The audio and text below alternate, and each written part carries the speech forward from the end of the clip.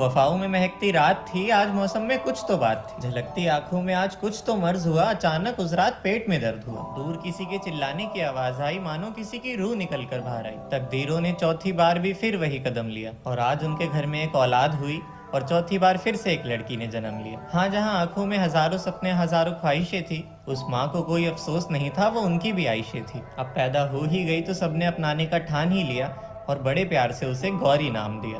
किसी ने कहा डॉक्टर बनेगी, किसी ने कहा टीचर, पर किस्मत को कोई कहाँ जानता था। आने वाला कल मशरूफ था तो वो जमाना अपना रुख कहाँ मानता था। दिन गुजरते वक्त न लगा और जवानी का रूप खूब चढ़ा। चारों बहनें सुंदर थी, पर ये किसी अप्सरा जैसी लगती थी। जब जब मुस्कुराती थी तो मानो सोई हूरे भी जगती थी। होठों पे जब भी लाली लगाती थी मानो किसी अप्सरा की मूरत बन जाती थी। रंग इतना गोरा था कि डर लगता था कि कोई छुए तो मैली ना हो जाए। सारे सदके फीके थे उसके आगे कि मानो कोई मर्द चकनाचूर ना हो जाए। दिन गुजरते गए और बड़ी होती गई, जवानी की दहलीज पे मशरूफ होती गई।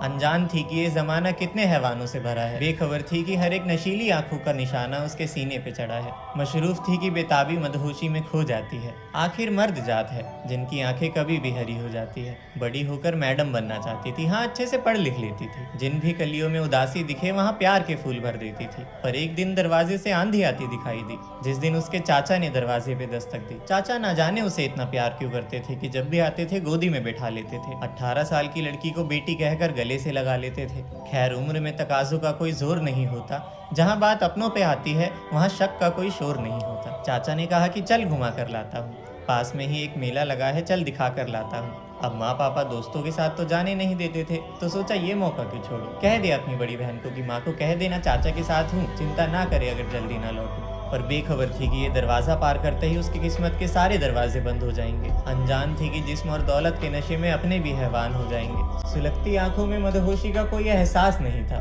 गाड़ी में बैठे बैठे 2 घंटे हुए पर मेले का नामो निशान नहीं था। कुछ देर और करते करते मीलों दूर ले आया और जब उतरे गाड़ी से तो ना जाने उसे क्या सुनाया। मासूमियत का मजाक बना मुस्कुराती नजरें फिर गई। वो हाथ बड़े मजबूत थे और बस चक्कर खाकर गिर गई।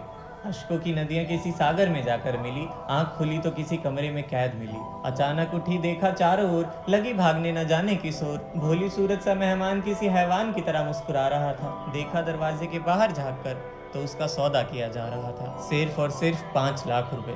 दिल के टुकड़े टुकड़े करके किसी कूड़े की तरह सहेज दिया। उसकी अनमोल सी खूबसूरती को बस कुछ रुपयों में बेच दिया। अनजान थी अपने कल से बीते 3 दिन से कुछ नहीं खाया था। पूछती रही पर माँ बाबा का हाल किसी ने नहीं बताया था।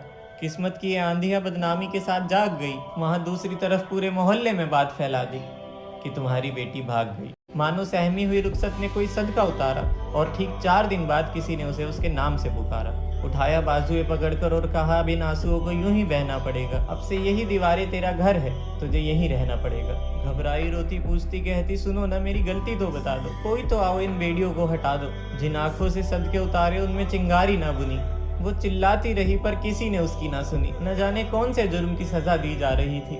आंखों के नीचे कालापन, न जाने कौन से रास्ते पे वो जा रही थी। उसके खूबसूरत से बदन को न जाने कैसे कैसे मर्द जाते थे। वो बेजान सी पड़ी रहती थी और जिसे जो करना था वो कर जाते थे। मानो इतने हाथ लगते थे कि उसका शरीर अब गंदा बन गया था। जिसे सब मोहब्बत का नाम देते हैं वो सब करना आज उसका धंधा बन गया था। और बस एक दिन उसने सोच लिया कि अब यही उसका घर होगा, यही उसका परिवार, यही उसकी मंजिल होगी, यही उसका घर बार। न तस्वीर न पता आंखों में बसाकर याद करके खो जाती थी। अपने आशिक को याद करके कभी कभी रो जाती थी। यहीं पर उसकी होली दिवाली बनने लगी, यहीं से वो खुशियों से खिलने लगी। मानो कि किसी कैद पंछी की तरह इबादत थी, क्योंकि उसी कोठे की बस 4 दीवारों में घूमने की इजाजत थी। धीरे धीरे अब इन सब चीजों की आदत सी हो गई थी। ना चाहते हुए भी अब वो उस माहौल में खुश हो गई थी। हाँ, पैसे की कोई कमी तो नहीं होती थी, पर खर्च करने की आज़ादी बिल्कुल नहीं होती थी। अब उसके बात करने का तरीका, उसका पहनावा सब जबरदस्ती बदल सा गया था। आखिर तहजीब में रहती तो जख्म और बढ़ जाता, इसलिए बस रहने ही दिया था। बड़ी आसानी से सब उसको उस नाम से बुलाते थे। कोई क्या जाने उसकी हकीकत, जो सब उसका मजाक बनाते थे। सब अच्छा चल रहा था पर फिर एक बार आंधियों ने करवट बदल ली। न जाने किस गुनाह की सजा थी जो उसे पता चली। और आज मानो भटकता हुआ पंछी किसी बात से लड़ा। देर रात उसे बहुत तेज बुखार चढ़ा, लेकिन फिर भी उसने गले लगा लिया एक नए अनजाने मर्द को। आखिर पेट का सवाल था। दर्द तो एक आदत थी, अब नजरअंदाज करना ही एक हाल था। पर अचानक हालत ज्यादा खराब हो गई। दर्द में वो बिल्कुल बेहाल हो गई। इस काम में 10 साल बीत चुके थे पर आज तक ऐसा मर्ज नहीं हुआ था। कोई तो बताए कि क्या हुआ है, आज तक ऐसा दर्द नहीं हुआ था।